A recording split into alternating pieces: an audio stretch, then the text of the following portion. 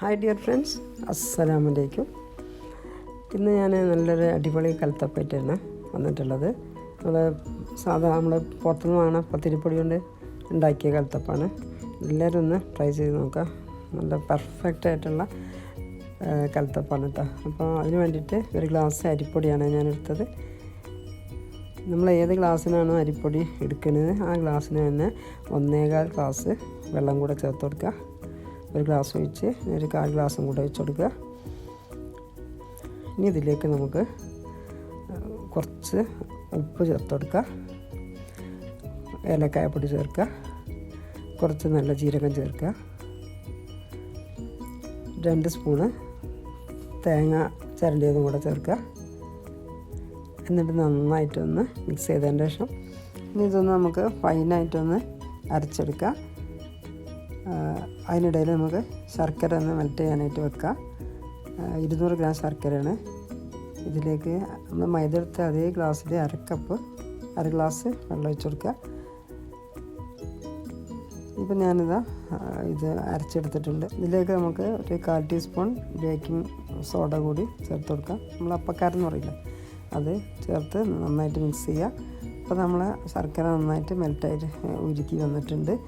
ഇത് നമുക്ക് ചൂടോടെ തന്നെ ഒരു അരിപ്പയിലൂടെ നമുക്ക് നമ്മളെ മാവിലേക്ക് ഒഴിച്ചു കൊടുക്കുക.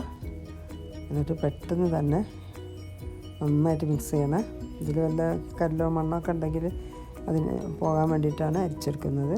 ചൂടോടെ തന്നെ നന്നായിട്ട് അരക്കുക. അപ്പോൾ ഇതാണ് ഇതിൻ്റെ കൺസിസ്റ്റൻസി. ഇനി ചൂടായ കുക്കറിലേക്ക് കുറച്ച് ഓയിൽ ചേർത്ത് കൊടുക്കുക. നെയ്യ് വേണമെങ്കിൽ ചേർക്കുക, നല്ല ടേസ്റ്റ് ആയിരിക്കും. ഈ പപ്പക്ക് നെയ്യ് ഇഷ്ടമില്ലാത്തതിനെ കൊണ്ടാണ് ഞാൻ ഓയിൽ ചേർത്ത്. ഇതിലേക്ക് കുറച്ച് തേങ്ങാക്കൊത്ത് ചേർത്ത് കൊടുക്കുക. ഇതൊന്ന് മൂത്ത് വരുമ്പോൾ നമുക്ക് കുറച്ച് ചുവന്നുള്ളി ചേർത്ത് കൊടുക്കണം. അപ്പോൾ ഒരു 4-5 ചുവന്നുള്ളി കട്ട് ചെയ്തിട്ട് അതും കൂടെ ഒന്ന് ചേർത്ത് കൊടുക്കുക. എന്നിട്ട് ഇതൊരു ബ്രൗൺ കളർ ആവുന്ന വരെ ഒന്ന് വഴറ്റി കൊടുക്കുക. എല്ലാവർക്കും അറിയായിരിക്കും, എന്നാലും പണ്ടൊക്കെ ഈ പത്തിരി പൊടി കൊണ്ടൊന്നും ചെയ്യില്ലായിരുന്നു. അരി വെള്ളത്തിലിട്ട് അരച്ചിട്ടൊക്കെ അല്ലേ ചെയ്യുക. ഇപ്പോൾ എല്ലാം ഫാസ്റ്റായിട്ടല്ലേ നടന്നുകൊണ്ടിരിക്കുന്നത്. ഇനി നമ്മൾ റെഡിയാക്കി വെച്ച ബാറ്റർ ഉണ്ടല്ലോ, അത് ഇതിലേക്ക് ഒഴിച്ചു കൊടുക്കുക. ഒഴിക്കുമ്പോൾ തന്നെ ഫ്ലെയിം നന്നായിട്ട് കൂട്ടി വെക്കണം. എന്നിട്ട് നമ്മൾ ഒരു സ്പൂൺ കൊണ്ട്, ഞാനിതിന് വേറെ കോരി മാറ്റിയിട്ടൊന്നുമില്ല, തേങ്ങ ഉള്ളിയൊന്നും, ഇത് ഇങ്ങനെ നടുക്കിലേക്കൊന്ന് നീക്കി കൊടുത്താൽ മതി. ഇനി ഫ്ലെയിം കൂട്ടി വെച്ചാൽ നമുക്കിങ്ങനെ കാണാം, നല്ല അതിൻ്റെ എല്ലാ സൈഡും ഇങ്ങനെ എണ്ണ തെളിഞ്ഞ് വരുന്ന കാണണ്ടല്ലോ. ഇങ്ങനെ വരുന്ന സമയത്ത് നമ്മളത് അടച്ചു കൊടുക്കുക. എന്നിട്ട് അടയ്ക്കുമ്പോൾ നമ്മൾ മീഡിയം ഫ്ലെയിമിലേക്ക് മാറ്റുക.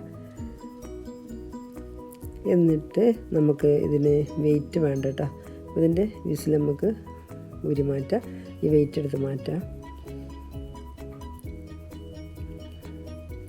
ഇനി നമുക്ക് ഒരു 5-6 മിനിറ്റ് കഴിയുമ്പോൾ നന്നായിട്ട് പ്രഷർ ആവി ഇങ്ങനെ വരുന്നത് ഇങ്ങനെ കാണാം കേട്ടോ.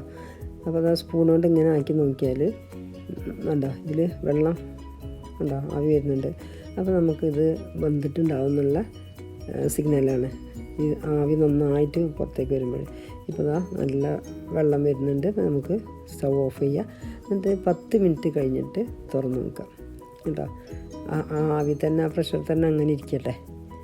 എന്നിട്ട് നമുക്കതൊന്ന് ഒരു പാത്രത്തിലേക്ക് മാറ്റാം. നല്ല അടിപൊളി കലത്തപ്പാണ്. അടി കരിഞ്ഞിക്കണമെന്നൊന്നും അറിഞ്ഞൂടാ. ഇതിൻ്റെ സ്റ്റൗ വലിയ ഗുണമുള്ള സ്റ്റൗ ഒന്നുമല്ല, എന്നാലും നല്ല അടിപൊളിയായിട്ടുള്ള കലത്തപ്പം ഇവിടെ റെഡി ആയിട്ടുണ്ട്. അടി കരിയാന്ന് പറയാൻ മാത്രമൊന്നും കരിഞ്ഞിട്ടൊന്നുമില്ല. നല്ല സോഫ്റ്റായിട്ടുള്ള കലത്തപ്പാണ്. നല്ല ആരെടുത്ത കലത്തപ്പം എന്നൊക്കെ പറയില്ലേ, അതാണിത്. എല്ലാവരും ഒന്ന് ട്രൈ ചെയ്ത് നോക്കണേ. വീഡിയോ ഇഷ്ടമായി ലൈക്ക് ചെയ്യാനും ഷെയർ ചെയ്യാനും കമൻറ്റ് ചെയ്യാനൊന്നും മറക്കരുത്. വിവീസ് കിച്ചൺ ആദ്യമായിട്ട് കാണുന്നവരാണെങ്കിൽ സബ്സ്ക്രൈബ് ചെയ്യാതെ കാണരുത്, ബെൽ ബട്ടണും കൂടി ക്ലിക്ക് ചെയ്യുക. ഞാൻ അപ്ലോഡ് ചെയ്യുന്ന വീഡിയോ പെട്ടെന്ന് നിങ്ങൾക്ക് കിട്ടാൻ വേണ്ടിയിട്ടാണ് ബെൽ ബട്ടൺ ക്ലിക്ക് ചെയ്യാൻ പറയുന്നത് കേട്ടോ.